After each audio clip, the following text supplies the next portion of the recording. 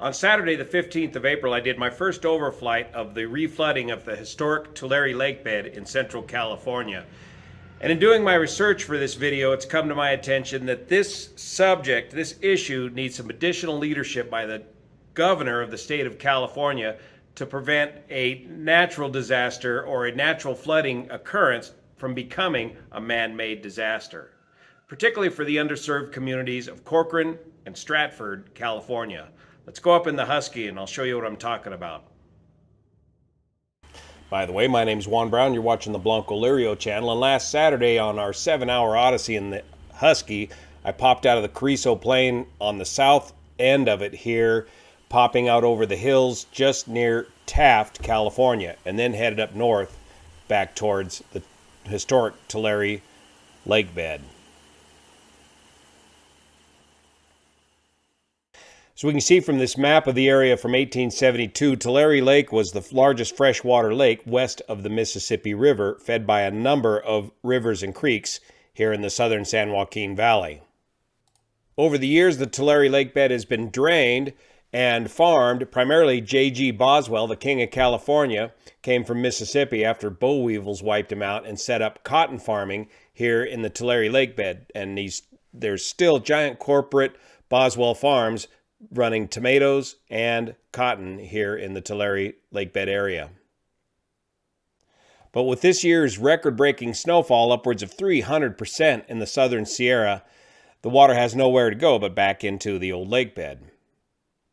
If you've been following Mark Finan's Weather Channel, you know it's been cold here in Northern California and throughout the state of California this spring, but that's beginning to change. It's warming up. I finally got rid of the last bit of snow here at the Blanco Lirio Global Headquarters, and the snow in the High Sierra is going to begin to melt.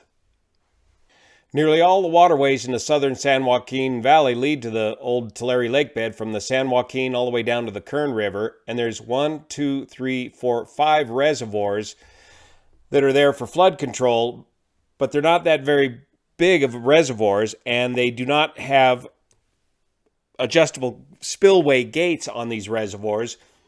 Once the water level reaches the top of these spillways, the water simply spills over the top of the spillway and uncontrollably into the river system. And with 300% of average snowpack, that means many of these reservoirs are going to fill up, have enough water to fill each reservoir up 3 times. So each reservoir is going to have 2 times of its entire volume worth of water pouring down into the Central Valley this year.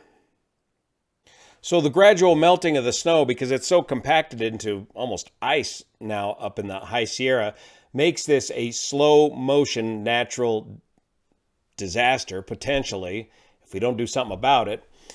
Let's take a look at the satellite view. This is the 11th of April compared to the 1st of April. Kind of take a look at where this water line is right in here and note the difference. There's back on the 1st of April.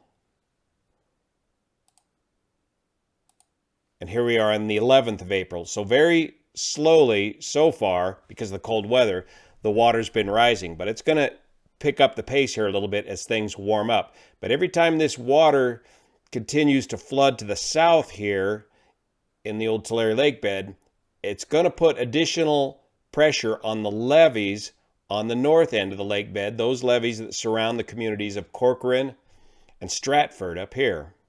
We'll take a closer look at that in a minute. So on today's flight, we're going to be approaching this from the south and proceeding north right along about this line here. We'll take a closer look at things on the north end. So approaching up from the south, there's the California Aqueduct over here. We're looking to the south. It looks to me like there's water already from the Kings River system working its way up to the north towards the old lake bed. And it looks like that water is right up to about here at this point. Now there's the Kern River intertie to the south where some of that excess Kern River water can be poured back into the California Aqueduct, but the water officials down south there would like to hang on to that water and do as much groundwater recharging, flooding of those fields that can handle this water, and keep that water for themselves down south. But some of this excess water looks like it's beginning to migrate to the north towards the riverbed. There you can kind of see the water ending up right about there, and then it gets dry. Approaching this from the south, I could see the water here on the south end of it, but I couldn't quite make out what I was looking at on the horizon there. Was that a cloud bank, or was that a difference in the haze layer up ahead? But all the way up there on that horizon is water through all the smashed bugs from the Carrizo Plain. That's why they call them bug smashers. Now we're approaching the floodwaters on the south end of the entire lake bed, and it looks like an interesting landing spot right about in here if I could get permission.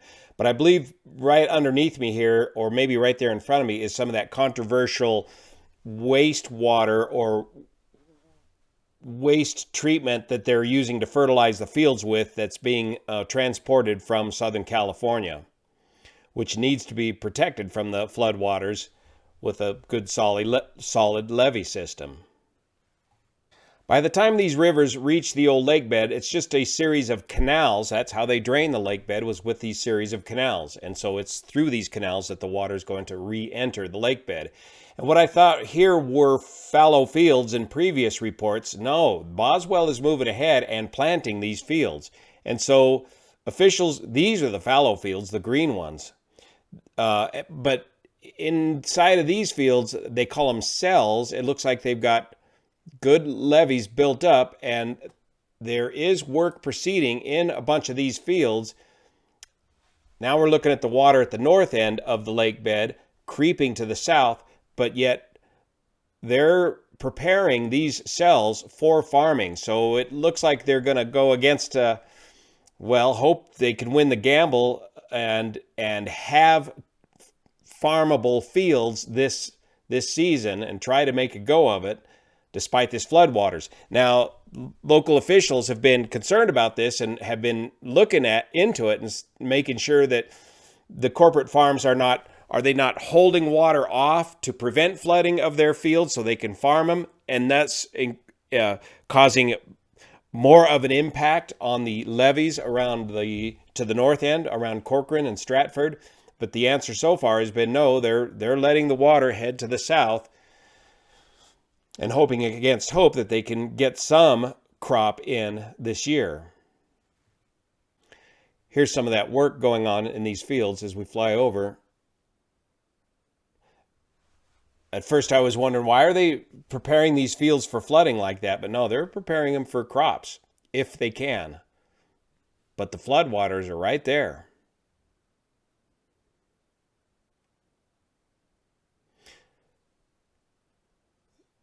Up here is the Corcoran State Prison. If we look at the flood map from Kings County, the blue area showing the 100-year flood area and the red showing the currently flooded areas. And this outlines the levees around Corcoran that they're desperately trying to raise right now. So the local, stand by one. So the local Cross Creek Flood Control District is desperately trying to raise these levees around the town of Corcoran. Here's Corcoran and here's Stratford. Back in 2017, these levees have had a number of issues. Because of the overuse of water, pumping water, underground water, there's been subsidence in the areas. And these levees have subsided as well. Back in 2017, they spent millions of dollars raising these levees up 4 feet to counteract this subsidence. This year, right now, they're trying to raise them an additional 3 feet, I believe up to an elevation of 188 feet, to keep these floodwaters inside this boundary. So I believe, and they're doing this along a 14-mile stretch of levees surrounding Corcoran. And I think this is the outline of the 14 miles worth of levee that they are currently working on. But this local water district, I'm not clear if this local water district can get this work all done in time by themselves. This is where we need some leadership by the governor to make a decision. And would it not be better to go ahead and have DWR, the Department of Water Resources, come in here and help the local water district with raising these levees quickly, before it warms up, and this melt gets rolling even faster, and this flooded area begins to put even more and more pressure on these levees. Same issue up here in the Stratford area. Here's a map of the Corcoran Ranch, which encompasses most of this huge lake bed. And there's the Tulare River Canal where it was ordered cut on March 23rd of 23, right about here. We'll take a look at that from the air. The Tulare River Canal running left and right through here, Kings River Fork up here, and Pozo Creek and where it was breached located down here. So here we're looking to the west. There's the prison at Corcoran, and there's that levee along the Tulare River branch, I believe, which is part of the levee system that they're working on raising by 3 feet to protect the town of Corcoran. And here's where it takes off to the north. And here's a closer look at that levee that they're working on. Here's some of the structures that are already flooded. That looks like an aircraft hangar. Is that the El Rico airstrip? But I believe this is all Boswell's property.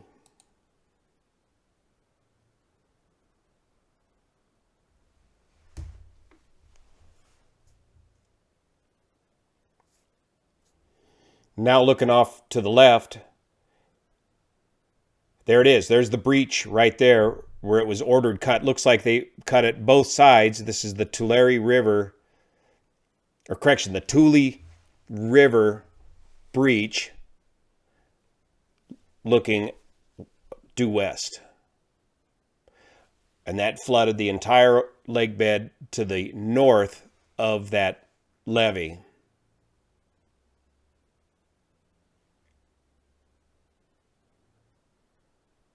There's that lonesome barn that everybody in the media focuses on, which is all part of the plan to get flooded.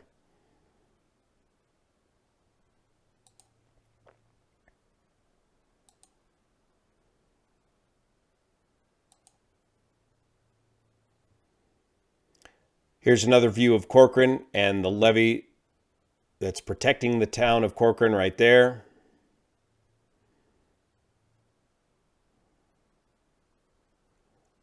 And this is a huge lake, not very deep, but you get out here on a single engine airplane and you're going to wish you brought your floaties with you.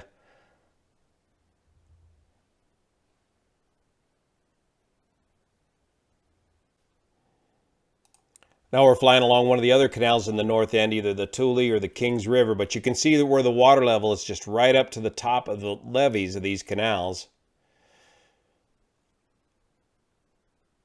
Flooding on both sides.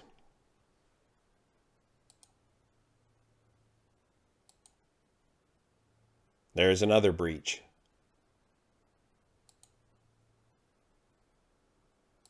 But that's all inside of the lake bed, so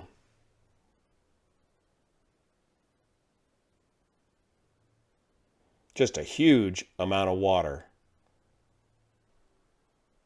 So if this lake bed fills up enough, the only way for this water to escape this lake bed is to the north and work its way back into the San Joaquin River via the Kings River. On the north end of this complex, water normally flows from the Kings River to the south into the Tulare lake bed. But if this lake bed fills up enough, this water will begin to flow north out of this section of the Kings River through the Fresno Slough and into the San Joaquin River via the Crescent Weir and the James Bypass. But I would imagine that if that water gets up that high to start moving in towards the San Joaquin River, that's going to include a tremendous amount of pressure, or add a tremendous amount of pressure to the levees surrounding the communities of Corcoran and Stratford. All the more important to get those levees improved in time. And by adding more water to the San Joaquin River, you're making the situation worse for flooding up there, as they are already getting maxed out to some extent here on the San Joaquin River north of the Tulare lake bed. I mean, there's some pretty hopeful living right there. And this is on the San Joaquin River. up by Justine, California.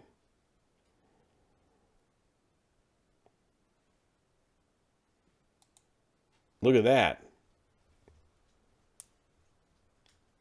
You can see the water flowing right over that little levee structure there. And here's one of those trailer parks located right down by the river, where I think folks have been asked to vacate. As far as what individuals can do is be proactive and go ahead and get this FEMA flood insurance. Because this is such a slow motion disaster, this flood insurance has a 30-day exclusion period. So you've got 30 days before you can file a claim. And it'll probably take more than 30 days for this water to rise in the Tulare lake bed. So there's still opportunity to get flood insurance. The sad fact is that the underserved communities of Corcoran and Stratford are primarily populated with folks that farm the fields that Boswell manages. And because of the flooding, the lack of crops are growing there, a lot of those folks are not working. And so they don't have the money to get the flood insurance in the first place. Otherwise, you're waiting for after the disaster for FEMA assistance and probably getting a dime on the dollar.